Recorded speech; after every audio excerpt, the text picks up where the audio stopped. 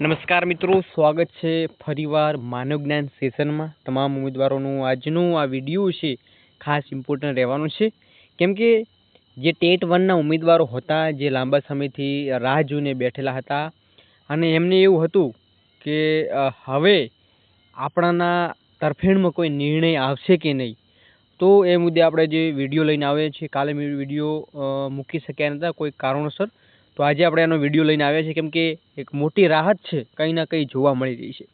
હવે જે એક પીએલ દાખલ કરવામાં આવ્યું હતું, એ દાખલ થયા પછી એટલે કે એક સંગઠિત જૂથ દ્વારા નિર્ણય લેવામાં આવ્યો છે. એટલે આપણને ખબર છે કે એક જ જે જજ સાહેબ હતા એ નિર્ણય લેતા હતા, પરંતુ હવે એક ગ્રુપમાં ગ્રુપ સર્કલ એમનું જે હોય છે એ પ્રમાણે એમને નિર્ણય લીધો છે. હવે શું નિર્ણય લીધો છે એ આજના આ વિડીયોમાં તમને કન્ફર્મેશન આપવાનું છું.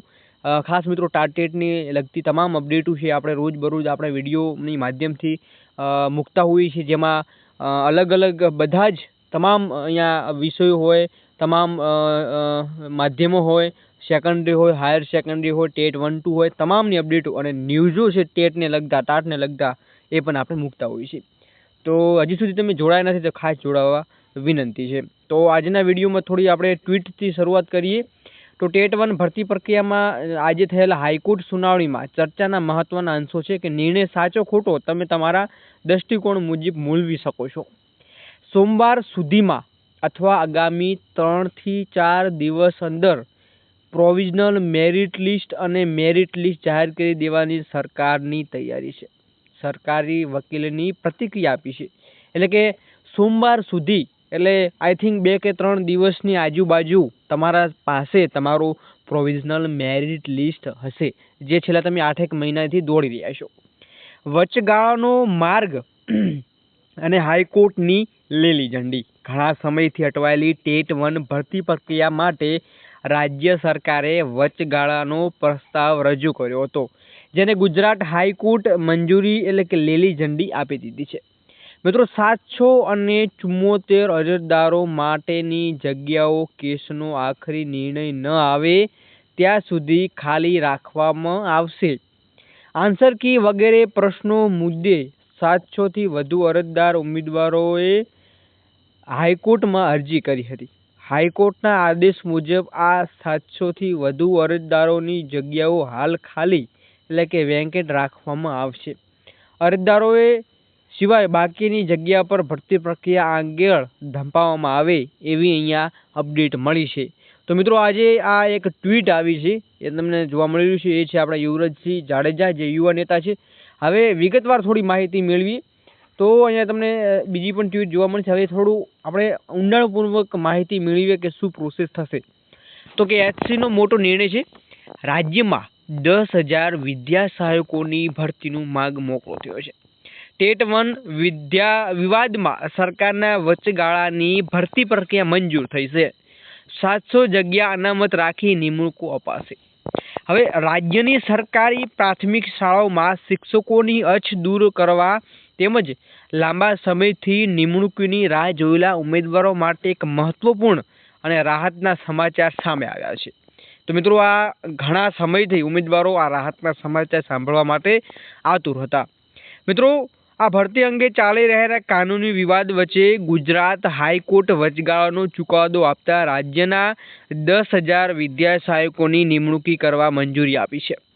હાઈકોર્ટના આ હુકમથી પ્રાથમિક શિક્ષણ વિભાગમાં નવી ઉર્જાનો સંચાર થશે અને શાળાઓના પૂરતા પ્રમાણમાં શિક્ષકો મળી રહે એવી પણ અહીંયા આપણને માહિતી મળી રહી છે. 700 જગ્યા અનામત રાખી નિમણૂકો અપાશે. તો કઈ 700 જગ્યા? તો જે લોકોએ અરજીઓ કરેલ છે એવા. તો રાજ્ય સરકારે મહિનાઓથી ચાલી રહેલા આ કાનૂની વિવાદનો અંત લાવવા ગુજરાત હાઈકોર્ટ સમક્ષ એક વિશિષ્ટ વચગાળાનો પ્રસ્તાવ રજૂ કર્યો હતો. સરકારી વકીલે કોર્ટમાં રજૂઆત કરી હતી ને જે કુલ 11,000 જગ્યાની ભરતી જાહેરાત સામે હાઈકોર્ટમાં અરજી કરનાર 700થી વધુ ઉમેદવારોની જગ્યા હાલ પૂરતો અનામત રાખવામાં આવશે. તો જે લોકોએ અરજી કરી છે એવા ઉમેદવારોની અહીંયા ડેફિનેટલી જગ્યાઓ છે એ મિત્રો અનામત રાખવામાં આવશે, એટલે કે રિઝર્વેશનમાં મૂકવામાં આવશે. બાકીની તમામ જગ્યાઓ પર ઉમેદવારોની નિમણૂકી કરવાની પરવાનગી આપતા રજૂઆત કરતા ગુજરાત હાઈકોર્ટ સરકારને આ પ્રસ્તાવ રાખી અને આખરે લીલી ઝંડી આપી દેવામાં આવી છે. આ નિર્ણયથી હવે 11,000માંથી 10,000 વિદ્યા સહાયકોની તબક્કાવાર નિમણૂકી આપી દેવાશે. એટલે કે મોસ્ટ ઓફલી તમામ ઉમેદવારોને અહીંયા આમાં નોકરી મળી જશે અને જે 700 ઉમેદવારો છે એમની હાલ ફિલહાલ જ્યાં સુધી નિર્ણય નથી આવતો ત્યાં સુધી એમની જગ્યાઓ મુલતવી રાખી છે. હાઈકોર્ટમાં સુનાવણી દરમિયાન રાજ્ય સરકાર વતી સરકારી વકીલો કોર્ટ સમક્ષ જણાવ્યું હતું કે જે ઉમેદવારોએ અરજી કરી છે તેમના હિતોનું પણ ધ્યાન રાખવામાં આવશે. વધુમાં શિક્ષણ વિભાગે 2027ના વર્ષ દરમિયાન પણ વધારાના 5,000 પદ પર નવી ભરતીનું આયોજન કર્યું છે. પરિણામે હાલ અરજી કરનાર ઉમેદવારો માટે પણ ભવિષ્યમાં પૂરતી તકો ઉપલબ્ધ રહેશે. હવે શિક્ષણ વિભાગ આગળની વહીવટ કાર્યવાહી અને મેરિટ લિસ્ટ મુજબ નિમણૂકી પત્રો આપવાની પ્રક્રિયા ઝડપી બનાવે અને હાઈકોર્ટના આ નિર્ણયથી પ્રાથમિક શાળાઓમાં શિક્ષકોની ઘટ દૂર થશે. તો મિત્રો મહત્વપૂર્ણ અપડેટ છે કે જે લાંબા સમયથી ભરતી અટવાઈ ગઈ હતી એના અપડેટ મળ્યા છે. એવા બીજી પણ અપડેટ મળી છે કે 10,000થી વધુ વિદ્યા સહાયકોની ભરતીનો માર્ગ મોકળો થયો છે. 700 સીટો અનામત રખાશે. તો રાજ્યની સરકારી પ્રાથમિક શાળાઓમાં વિદ્યા સહાયક ભરતીને લઈ ચાલી રહેલી કાનૂની વિવાદ વચ્ચે ગુજરાત હાઈકોર્ટના જસ્ટિસ નિરલ આર મહેતાએ એક વચગાળાના મહત્વના આદેશ મારફતે રાજ્યની વિદ્યા સહાયકોની ભરતી પ્રક્રિયા હાથ ધરવા લીલી ઝંડી આપી છે. આપણને ખબર છે કે મિત્રો જ્યારથી આ પ્રોસેસ થઈ છે ત્યારથી લઈ આપણા જે હાઈકોર્ટના જે જસ્ટિસ નિરલ આર મહેતા એ આ કેસની માહિતી સંભાળી છે. તો ટેટ 1 પરીક્ષાના આધારે વિદ્યા સહાયકોની ભરતી પ્રક્રિયા પડકારતી અરજી કરનાર 700 ઉમેદવારોની પૂરતી જગ્યા અનામત રાખવાની રહેશે. એટલે કે જે લોકોએ અરજી કરેલી છે એવા ઉમેદવારોની અહીંયા અરજીઓ છે એ હાલ ફિલહાલ મિત્રો રાખવામાં આવી છે. એટલે કે એમની જગ્યાઓ છે એ અનામત રાખવામાં આવી છે ને એના ઉપરની જે 10,000ની ભરતી છે એ ચોક્કસ એમાં મિત્રો સોમવાર અથવા તો મંગળવાર બંનેમાંથી એક દિવસમાં તમારું પ્રોવિઝનલ મેરિટ લિસ્ટ તમારા હાથમાં હશે.